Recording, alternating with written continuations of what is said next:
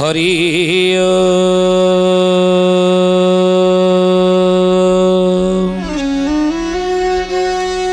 ओम भूर्भुवः स्वः तत्सवितुर्वरेण्यं भर्गो देवस्य धीमहि धियो यो नः प्रचोदयात्।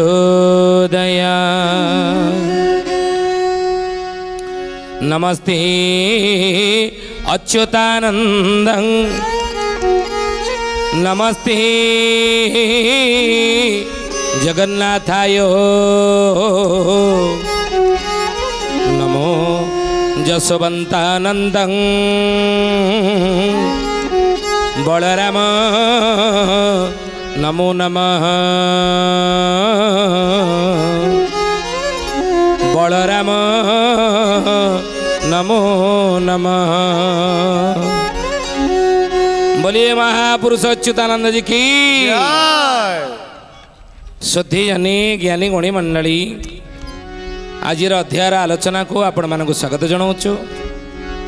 आज मालिका वचन आलोचन आलोचना करिया जाऊे कलिजुग तार परिषद वर्ग क्यों परिषद वर्ग को सांगरे धरी कलिजुग ए संसार तार काया विस्तार करी लोक मानक भितर तार प्रभाव विस्तार करुच्ची।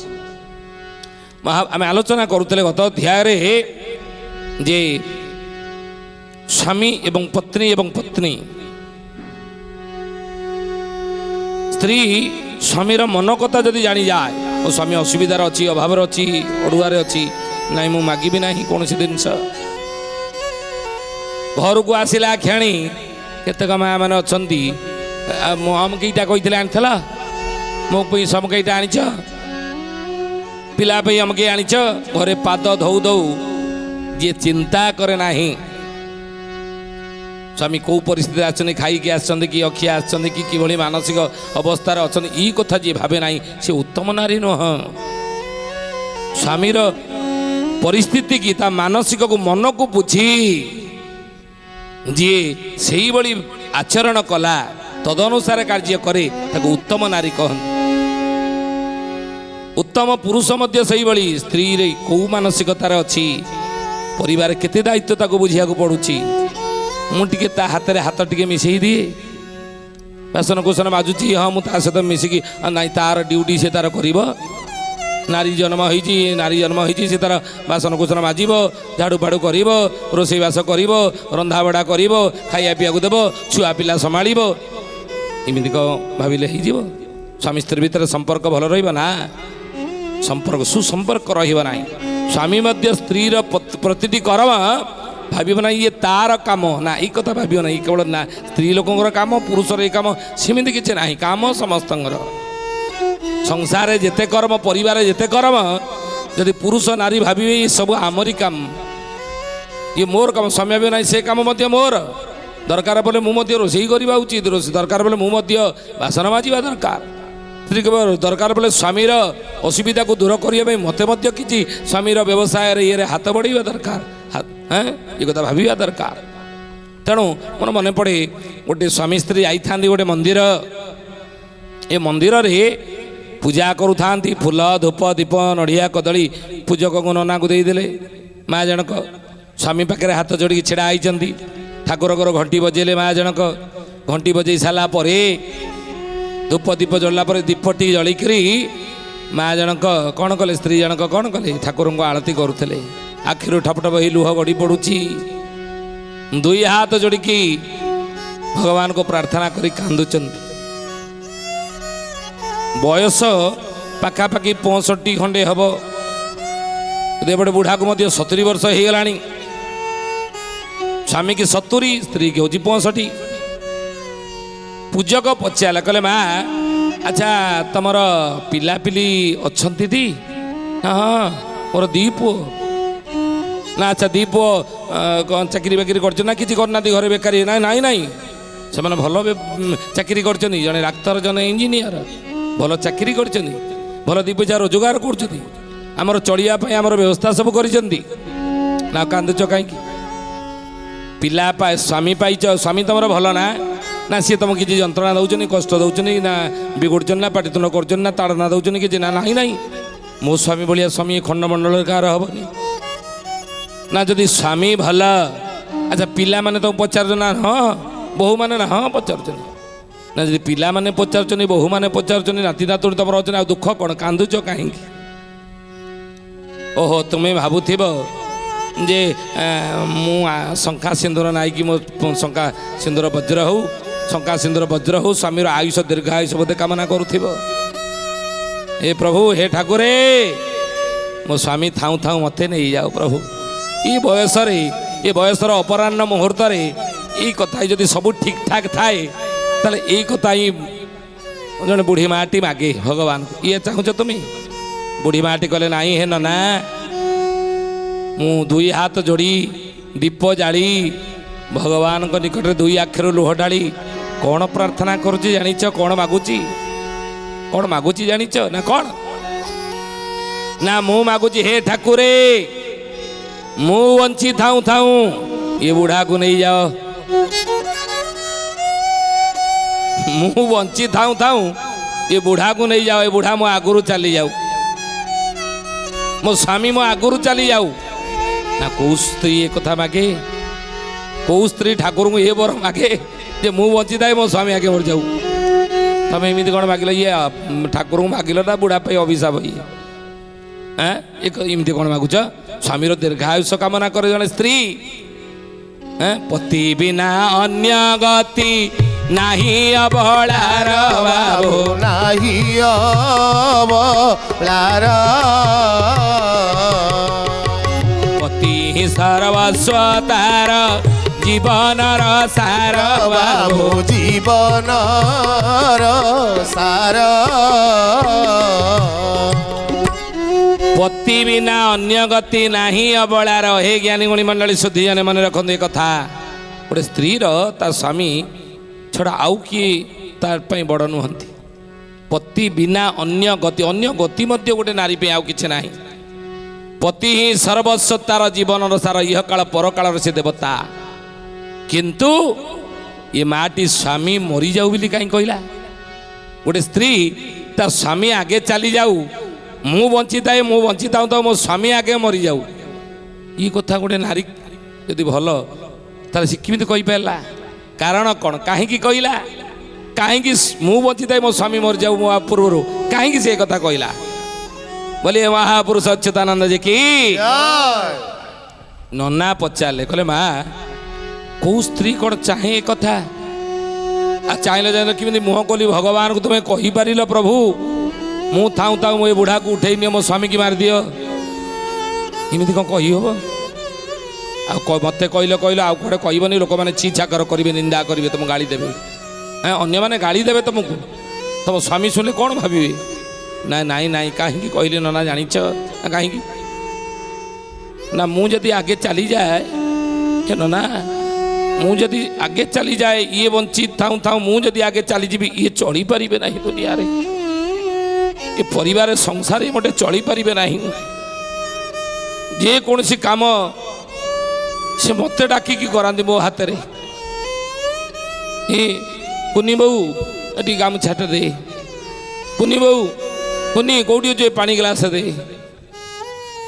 ये कथा से मागती कारण मो छड़ा से आज पर्यटन किसी कम करना मो बिना से चली पारे पानी ग्लास पुनी पानी ग्लास दे खाइया को दे अमुक एटा दे पेस्ट कौटी अच्छी दे मो ब्रशटा दे मेडिसिन के खाइबी दे तो मुझे ठाकुर को मागिली हे ना मु चलीगले सी बहुत कष्ट पाइबे सी मोटे संसार चली पारे ना आ मु ऊपर थी कष्ट मु देखी पारि ना ये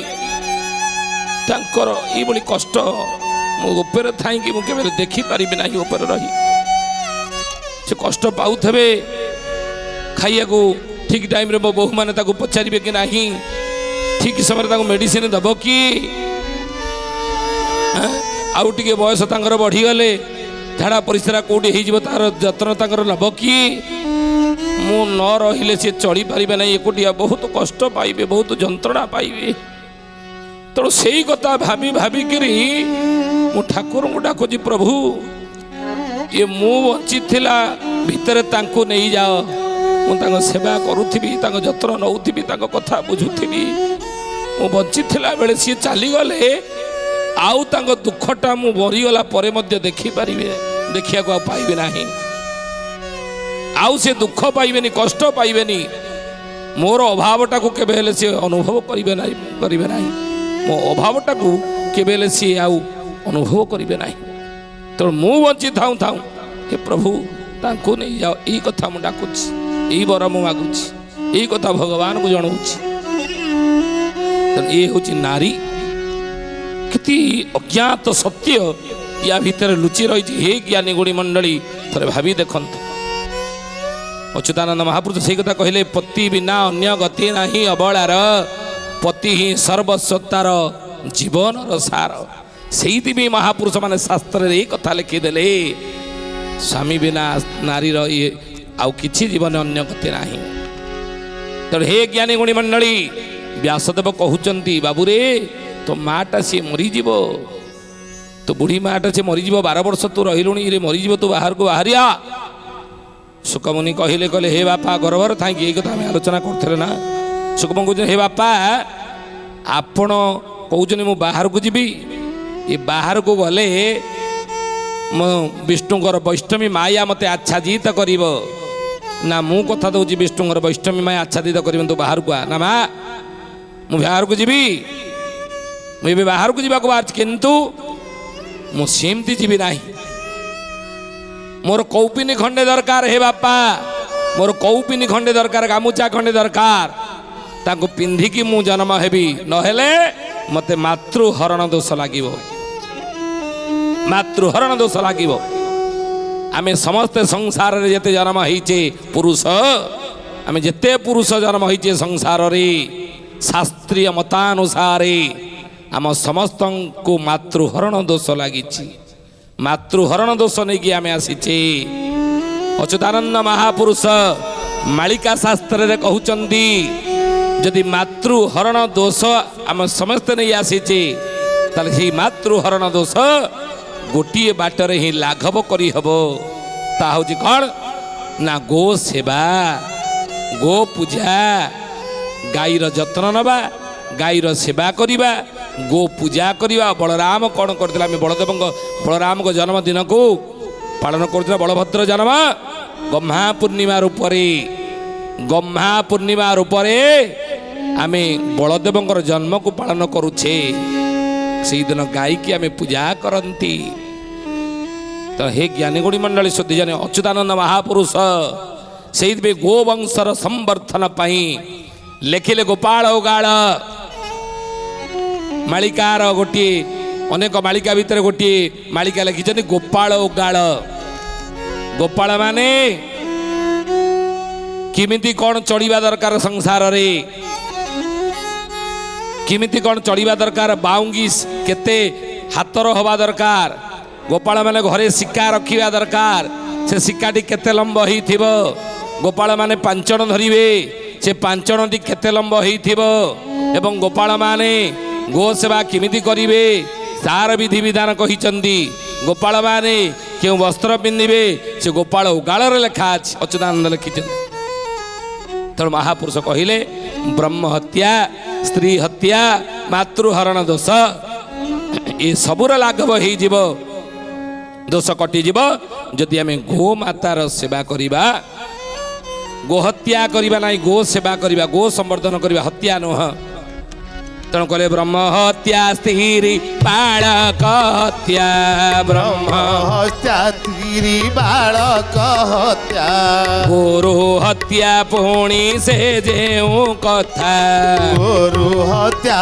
पुणी से जेऊ कथा ब्रह्म हत्या स्त्री हत्या बालक हत्या गुरु हत्या पुणी से जेऊ कथा आ विश्वास घात की मातृहरण विश्वास घात की मातृहरण उट अपवाद वृक्ष छेदन उट अपवाद वृक्ष छेदन कली केमिति संसार तार राजती करुछि ନା ବିଶ୍ୱାସଘାତ କି ମାତୃହରଣ।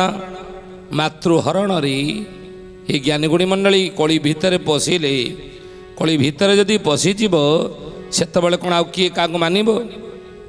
ଇଏ ମୋ ମା କି କ'ଣ ନାଇଁ ପାଦ ତଳେ ମୁଣ୍ଡିଆ ମାରିବି ନା, ସେ କଥା ମଣିଷ ଦେଖେ ନାହିଁ। କଳି ଯେତେବେଳେ ପଶିଯିବ ବୋଲେ ମହାପୁରୁଷ ଅଚ୍ୟୁତାନନ୍ଦ ଜି କି କହିଲେ କୁଟ ଅପବାଦ ବୃକ୍ଷ ଛେଦନ। ଗଛ ଆପଣ ଦେଖନ୍ତୁ, ହେ ଜ୍ଞାନୀଗୁଣୀ ମଣ୍ଡଳୀ, ଗଛ ଲଗାଇବା ଧାଡ଼ିକି ଧାଡ଼ି ଧରଣୀ ପିନ୍ଧିଛି ସବୁଜ ଶାଢ଼ୀ। ଗଛ ଲଗାଇବା ଧାଡ଼ିକି ଧାଡ଼ି, ବୃକ୍ଷରୋପଣ କରନ୍ତୁ। ଆଜି ସଂସାରରେ ମହାପୁରୁଷ ମାନେ ଭବିଷ୍ୟତବାଣୀ କରିଛନ୍ତି, ପଞ୍ଚସଖା ମାନେ।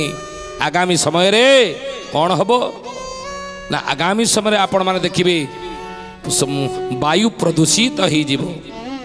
ଏ ବାୟୁ ପ୍ରଦୂଷିତ ହେଇଯିବ କାହିଁକି ନା କଳକାରଖାନା ଧୂଆଁ ଯୋଗୁଁ ହଉ ବା ବିଭିନ୍ନ ପ୍ରକାର ପ୍ରଦୂଷିତ ପରିବେଶ ଯୋଗୁଁ ହଉ ବାୟୁ ପ୍ରଦୂଷିତ ହେଇଯିବ। ଗାଡ଼ି ମଟର ଧୂଆଁ ଯୋଗୁଁ ହଉ, ବିଭିନ୍ନ ପ୍ରକାର ଗାଡ଼ି ମଟର ଧୂଆଁ, କଳକାରଖାନାରୁ ଛଡ଼ା ଯାଉଥିବା ଅଙ୍ଗାରକାମ୍ଳ, ଏସବୁ ଯୋଗୁଁ ମହାପୁରୁଷ କହୁଛନ୍ତି ବାୟୁ ପ୍ରଦୂଷିତ ହେଇଯିବ। ଆଉ ବାୟୁ ଯଦି ପ୍ରଦୂଷିତ ହୁଏ, କାରଣ ପଞ୍ଚମହାଭୂତ ମାନେ ପ୍ରଦୂଷିତ ହେବେ। ପଞ୍ଚମହାଭୂତ ଭିତରେ ପୃଥିବୀ, ଅଗ୍ନି, ବାୟୁ, ଜଳ, ଆକାଶ, ଏ ପଞ୍ଚଭୂତ। ପଞ୍ଚଭୂତ ଭିତରୁ, ପଞ୍ଚମହାଭୂତ ଭିତରୁ ପୃଥିବୀ ଏ ବାୟୁ ହେଉଛି ଗୋଟେ ଭୂତ। ତେଣୁ ବାୟୁ ତତ୍ତ୍ୱ ପ୍ରଦୂଷିତ ହେଇଯିବ। ବାୟୁ ତତ୍ତ୍ୱ ପ୍ରଦୂଷିତ ହେଇଗଲେ ପବନ ସୁଅ ଉଠିବ ମିତଣି, ପବନ ସୁଅ ଉଠିବ ମିତଣି, ରାତ୍ର ଦିବସ ବରସିବ ପାଣି, ରାତ୍ର ଦିବସ ବରସିବ ପାଣି। ପବନ ତତ୍ତ୍ୱ ପ୍ରଦୂଷିତ ହେଲେ, ଯାହାକି ଅତୀତରେ ଅନେକ ପବନ ତତ୍ତ୍ୱ ଦ୍ୱାରା ଅନେକ ମହାବାତ୍ୟାକୁ ଆମେ ଅଙ୍ଗେ ଲିଭେଇଛେ। ସେ ଫନି ଭଳି ମହାବାତ୍ୟା ହେଉ ବା ସୁପର ସାଇକ୍ଲୋନ 1999 ମସିହା ଭଳି ବାତ୍ୟା ହେଉ ବା ହୁଡୁଡୁ ବାତ୍ୟା ହେଉ ବା ବୁଲବୁଲ ବାତ୍ୟା ହେଉ, ଏଭଳି ଅନେକ ବାତ୍ୟାକୁ ଆମେ ଅଙ୍ଗେ ଲିଭେଇଛେ। ତେଣୁ ମହାପୁରୁଷ କହୁଛନ୍ତି ଅଚ୍ୟୁତାନନ୍ଦ ଖାଲି ଏତିକିରେ କ'ଣ ସରିଗଲା? ଏତିକିରେ କ'ଣ ଖେଳ ସରିଲା? ନା, ପ୍ରଭୁଙ୍କର ଆହୁରି ଖେଳ ଅଛି। ପବନ ତତ୍ତ୍ୱ ଦ୍ୱାରା ଆହୁରି ଖେଳ ସେ ଖେଳିବେ। ମହାପୁରୁଷ ଲେଖିଛନ୍ତି, ଦୁଇରେ ଦୁଇ ସୁନ ଦେଇ ବହିଛି ତାପରେ ବସାଇ, ଯେବେ ହୋଇବ ତେବେ ହୋଇବ ତିନି ଗୁଣ। ଏ କଥା ରାମଦାସ ଚନ୍ଦ୍ର ଶୁଣ। ତିନି ଗୁଣ, 1999 ମସିହା ବାତ୍ୟାର ତିନି ଗୁଣ, ଫନି ବାତ୍ୟାର ତିନି ଗୁଣ। ଆଗକୁ ଆମ ସମସ୍ତଙ୍କ ପାଇଁ ବିପଦଟି ଅପେକ୍ଷା କରିଅଛି। ଡରେଇବା ପାଇଁ ନୁହେଁ, ସତର୍କ ଘଣ୍ଟି ସତର୍କ କରି କହୁଛୁ। ଆଉ ଏ ସମୟରେ ମହାପୁରୁଷ କହିଲେ, ପୃଥିବୀର ଲୋକେ ହେବେ ତିନି ଭାଗ ନାଶ ବାବୁ, ତିନି ଭାଗ ନାଶ, ଚତୁର୍ଥ ଭାଗ ରୋଜେର ରହିବ ଶେଷ ରହିବ ଶେଷ। এই সময় পৃথিবীর লোকে তিନି ভাগ নাশ হেবে বলি মালিকারে কলিকল্প গীতা অচ্যুতানন্দ এই কথা লিখিলে। মালিকা হল কলিকল্প গীতা। এতে মহাপুরুষ অচ্যুত কহিলে তিନି ভাগ পৃথিবীর লোক নাশ হেবে। পঞ্চমহাভূত প্রদূষিত হয়ে গলে তার প্রভাবরে কণ হব? খণ্ড প্রলয় দ্বারা পৃথিবীর লোক তিନି ভাগ নাশ হেবে। চতুর্থ ভাগর যে রহিবে অবশেষ, আউ যে চতুর্থ ভাগ থিব সে অবশেষ হয়ে রহিবে। তেমন মহাপুরুষ কହୁଛନ୍ତି বাবুরে আমি বৃক্ষরোপণ করা যেমনি বায়ু তত্ত্ব প্রদূষিত ହେବ ନାହିଁ। যেতি বৃক্ষ জীবনরে মনে রাখନ୍ତୁ এ কথা, জীবনরে যদি গোটিয়ে গছটে কাটিছে ঘরর কবাট পাই হও বা ঝরকা পাই হও বা যে কোনসি খট পাই হও বা চেয়ার টেবুল পাই হও আমি যেতিকিটা ব্যবহার করছে তার 5 গুণ আমি লগাইবা। গোটিয়ে গছ কাটিলে তা প্রতিদাନରେ আমি 5টি বৃক্ষ লগাইবা দরকার, লগাইবা বৃক্ষরোপণ করা দরকার, যাকি প্রকৃতির এক ভারসাম্য সৃষ্টি হব। বৃক্ষরোপণ দ্বারা বৃক্ষ লগাইবা দ্বারা আমি লগাউଛୁ, আপনার লগাନ୍ତୁ। বৃক্ষ লগাইবা দ্বারা গছ লগাইবা দ্বারা প্রকৃতির এক ভারসাম্য সৃষ্টি হব। বৃক্ষ দ্বারা বর্ষা মধ্য ঠিক হব। যদি বৃক্ষ লগাইবা ବୃକ୍ଷ ଦ୍ୱାରା ବର୍ଷା ଉଚିତ ସମୟରେ ହେବ, ଠିକ ସମୟରେ ହେବ। ଆଉ ବର୍ଷା ହେଲେ ପୃଥିବୀ ପ୍ରଜନ୍ୟ ଶସ୍ୟ ଶ୍ୟାମଳା ହେବ। ପୃଥିବୀ ଶସ୍ୟ ଶ୍ୟାମଳା ହେଲେ ପ୍ରଜାମାନେ ସୁଖରେ କାଳାତିପାତ କରିବେ, ଲୋକମାନେ କାଳାତିପାତ କରିବେ। ତେଣୁ ମହାପୁରୁଷ କହୁଛନ୍ତି ବୃକ୍ଷ ଲଗେଇବା, ତାର ଯତ୍ନ ନେବା, ନିଜ ପୁଅର ଯେମିତି ଝିଅର ଯେମିତି ଯତ୍ନ ନିଅନ୍ତି, ଗୋଟେ ଗଛ ଲଗେଇ ଦେଲେ ହେବନି, ତାର ଯତ୍ନ ସେଭଳି ନେବା।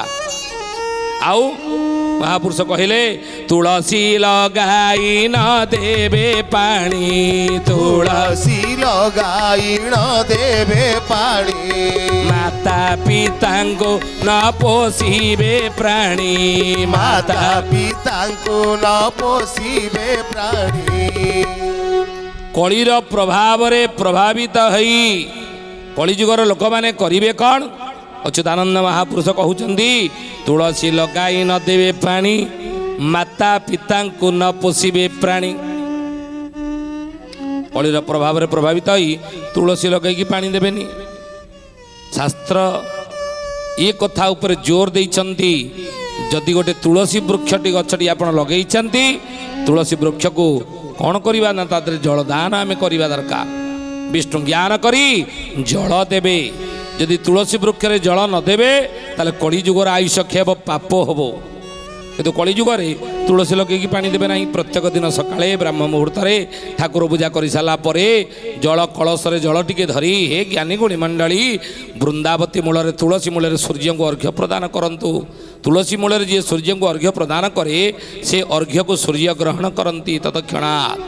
ତତ୍କ୍ଷଣାତ୍ ଗ୍ରହଣ କରି ସୂର୍ଯ୍ୟଙ୍କୁ ଅର୍ଘ୍ୟ ଦାନ ଦ୍ୱାରା ଆମେ ସନ୍ତୁଷ୍ଟ କରିପାରିବା। ସୂର୍ଯ୍ୟଙ୍କୁ ଅର୍ଘ୍ୟ ଦାନ ଦ୍ୱାରା, ବିଷ୍ଣୁଙ୍କୁ ନମସ୍କାର କରିବା ଦ୍ୱାରା, ବିଷ୍ଣୁ ନମସ୍କାର ହେବା ଦ୍ୱାରା ସନ୍ତୋଷ ହୁଅନ୍ତି। ସୂର୍ଯ୍ୟକୁ ଜଳଦାନ କଲେ ସୂର୍ଯ୍ୟ ଭଗବାନ ସନ୍ତୁଷ୍ଟ ହୁଅନ୍ତି। ଆଉ ସନ୍ତୁଷ୍ଟ ହେବେ ଯେ, କିନ୍ତୁ ତୁଳସୀ ମୂଳରେ ସୂର୍ଯ୍ୟଙ୍କୁ ଜଳଦାନ କଲେ ଶୀଘ୍ର ସନ୍ତୋଷ ହୋଇ ଆମର ମନସ୍କାମନା ପୂର୍ଣ୍ଣ କରନ୍ତି। ସୁଧୀୟନେ ଜ୍ଞାନୀ ଗୁଣୀ ମଣ୍ଡଳୀ, ଏତ ସମୟ ହେଇଛି, ବାଣିକି ବିରାମ ଦେବା ପ୍ରଭୁଙ୍କର ନାମ ନେଇ।